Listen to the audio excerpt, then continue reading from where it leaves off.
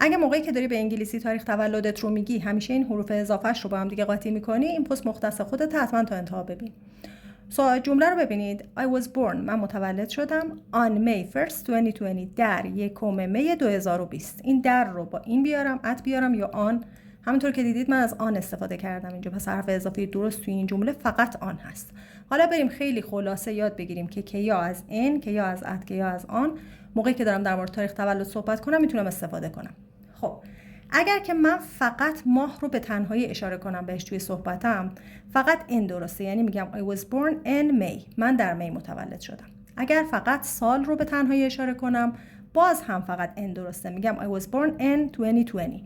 اگر مثل بالا تاریخ کامل بدم، سال، روز، ماه، فقط آن درسته، میگم I was born on May 1st 2020. حالا فرض کنید من سال رو نمیخوام بگم، فقط روش خودکار رو گذاشتم، فقط روز و ماه، باز هم آن درسته، میگم I was born on May 1st.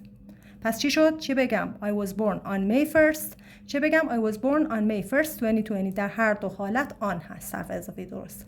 و همینطور که میبینید من ات رو ضرب در قرمز زدم، ات کلا استفاده نمیشه موقعی که داریم در مورد تاریخ تولد صحبت میکنیم.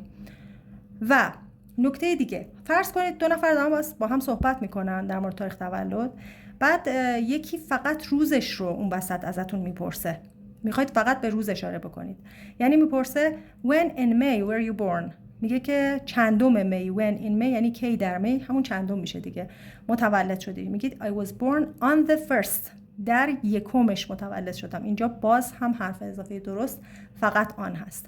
و یه نکته تکمیلی آخر ویدیو این هست که در انگلیسی بریتانیایی در این حالتی که کامل تاریخ تولد میاد یا بدون سال میاد، چه کامل چه بدون سال، قبل از این روز از حرف تعریف the استفاده میکنن، یعنی میگن I was born on May the 1st یا میگن I was born on May the 1st 2020 در حالت گفتاری.